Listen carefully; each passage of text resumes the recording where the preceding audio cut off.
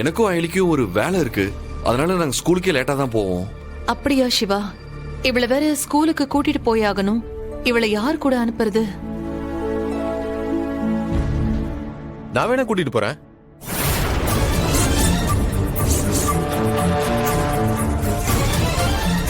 இல்ல வேண்டாக்கா. அக்கா, நானே பாவை கூட்டு போயிடுறேன். ஏய் சிவா, இப்பதான் உனக்கு ஏதோ வேலை இருக்கு, ஸ்கூலுக்கு போறதுக்கே லேட் ஆகும்னு சொன்ன. வேலை இருக்குக்கா, ஆனா பரவாயில்ல. நான் பாவையை ஸ்கூல்ல டிராப் பண்ணிட்டு அப்புறம் கூட போய்க்கிறேன். இப்பதான் பாவை அந்த ரவுடிங்கிட்ட இருந்து மீண்டும் வந்திருக்கா. எப்ப என்ன நடக்கும், யாரு என்ன பண்ணுவாங்கன்னே தெரியல. சோ எதுக்காக ரிஸ்க் எடுத்துக்கிட்டு? அதனாலதான் சொல்றேன், நானே பாவையை டிராப் பண்ணிடுறேன். டேய், இப்ப நீ என்னடா சொல்ல வர்ற? நான் பாவையை கூட்டிட்டு போனா பிரச்சனை வரும்னு சொல்றியா நீ? நான் அப்படிலாம் சொல்லலையே. உங்களுக்கு எதுக்கு வீண் சிரமம்? அதான் நானே கூட்டிட்டு போறேன்னு சொன்னேன். ஏ, இதுக்கு முன்னாடி இவர் பாவை ஸ்கூலுக்கு கூட்டிட்டு போனதே இல்லையா? நேத்து வந்துட்டு என்னமோ எல்லாம் தெரிஞ்ச மாதிரி பேசாத. அத்தை, இப்ப எதுக்கு டென்ஷனா பேசிட்டு இருக்கீங்க? சிவா ஒன்னும் தப்பா எதுவும் சொல்லலையே. இத பாருமா, அவ என்ன முன்னாடி நிக்க வச்சுட்டு இப்படி சொல்றது தப்பு. என் வீட்டு பொண்ணா நான் ஸ்கூல் கூட்டிட்டு போறேன்னு சொல்றேன். அவ எதுக்கு அதை மறுத்து இல்ல நானே கூட்டிட்டு போறேன்னு சொல்றான்? அதுவும் முதல்ல இந்திராணி அவங்கிட்ட கேட்டப்போ முடியாதுன்னு சொல்லிட்டு இப்ப நான் கூட்டிட்டு போறேன்னு சொன்னதுக்கு அப்புறம் எதுக்கு இப்படி பண்றான்? அப்ப அவ என்ன மீன் பண்ணி பேசுறான்னு தான் அர்த்தம். நான் அந்த அர்த்தத்துல சொல்லலன்னு சொல்லிட்டேன். அதுக்கப்புறம் நீங்க என்ன வேணா நினைச்சுக்கோங்க, அது உங்க இஷ்டம். பாத்தியா இந்திரா, இவன் எப்படி பேசிட்டு இருக்கான்னு பாத்தியா? உனக்காக எல்லாத்தையும் பொறுத்துக்கிட்டு போனா இப்ப யார் யாரெல்லாம் எங்களை அவமானப்படுத்திட்டு இருக்காங்க. இதெல்லாம் எங்களுக்கு தேவையா? இப்ப எதுக்கு சம்பந்தமே இல்லாம பேசிட்டு இருக்கீங்க? உங்க யாரையும் நான் அவமானப்படுத்தல. நீங்களே எதையாவது சொல்லிட்டு இருக்காதீங்க. போதுமா? நல்லா பாத்துக்கிந்திரா, உன் முன்னாடி எங்களை எப்படி பேசுறான் பாரு. விட்டு அடிச்சிருவான் போல இருக்கு. சித்தப்பா, பரவாயில்ல, இவன் அடிச்சாலும் நாங்க வாங்கிக்கிறோம். எல்லாம் உனக்காக தானே. நீங்க தேவையில்லாம சிம்பத்தி கிரியேட் பண்ணிட்டு இருக்கீங்க. போது நிறுத்த சிவா. என்ன இருந்தாலும் நீ சித்தப்பா முன்னாடி அப்படி பேசுனது தப்புதான். முதல்ல அவர்கிட்ட மன்னிப்பு கேளு.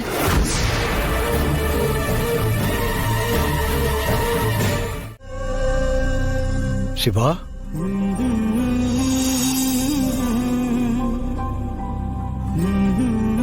என்னப்பா நீ இன்னும் தூங்கலையா? இந்த நேரத்துல இங்க என்ன பண்ணிட்டு இருக்கப்பா? நீங்களும் தூங்கலையா? இல்லப்பா, நான் தூங்கிட்டு தான் இருந்தேன். யாரோ ரூமுக்கு வெளியே நடந்து போற மாதிரி சவுண்ட் கேட்டுச்சு, அதான் யாருன்னு பாக்கலான்னு வந்தேன். அது நான் தான் உங்க ரூமுக்கு வந்தேன். உங்களை பார்க்கலாம் தான் வந்தேன். இந்த நேரத்துல என்ன பார்க்க வர அளவுக்கு அப்படி என்ன முக்கியமான விஷயம்? வாய் திறந்து சொல்லுப்பா. என்கிட்ட பேசதானே வந்த? ஆமா, உங்ககிட்ட ஒரு முக்கியமான விஷயத்தை பத்தி பேசணும். அது ஏன் சிவா, என்னதான் முக்கியமான விஷயமா இருந்தாலும் இப்படி ரூமுக்கேவா வருது? அதுவும் நைட் டைம்ல.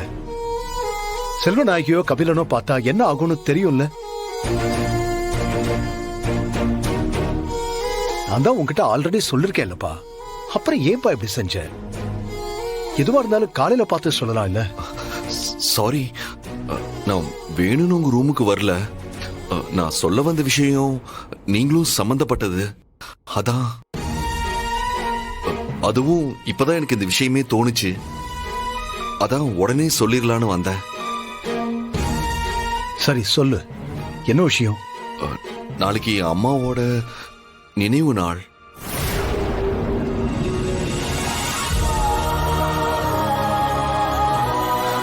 வழக்கமா எல்லா வருஷமும் நான் தான் கோயிலுக்கு போய் திதி கொடுப்பேன். இந்த வருஷம் நீங்க வந்து உங்க கையால அம்மாக்கு திதி கொடுக்கணும்.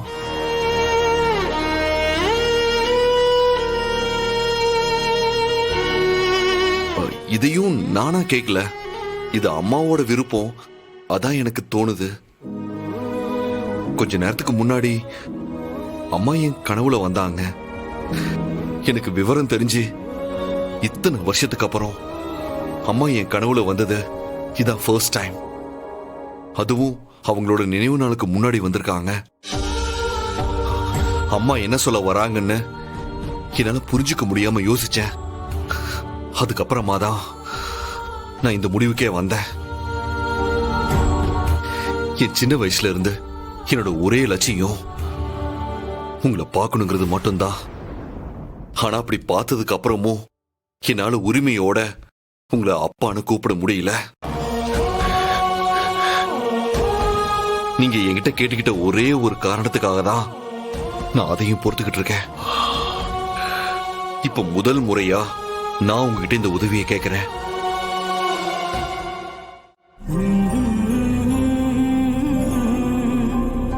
நீங்க தயவு செஞ்சு இந்த உதவிய மறுக்காம செய்யணும்.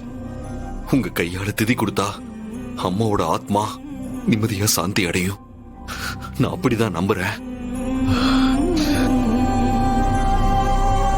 நீங்க இல்லாம உங்களை பார்க்க முடியாம அம்மா நிறைய கஷ்டங்களை அனுபவிச்சிருக்காங்க. வாழும்போதுதான் அவ்வளவு கஷ்டங்களை அனுபவிச்சுட்டு போனாங்க. அட்லீஸ்ட் இப்பவாது உங்களால அவங்க கொஞ்சம் நிம்மதியா இருக்கட்டுமே.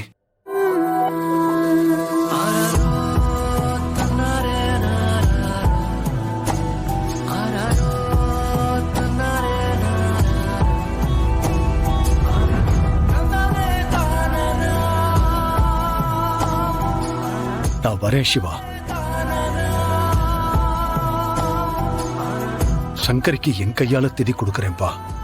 இதனால அவ நிம்மதியா இருப்பாளான்னு தெரியாது.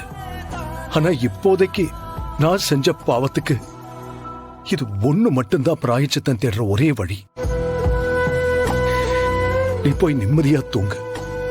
நான் கண்டிப்பா வரேன். இது நான் உனக்கு கொடுக்கற வாக்கு. தேங்க்ஸ். சரி.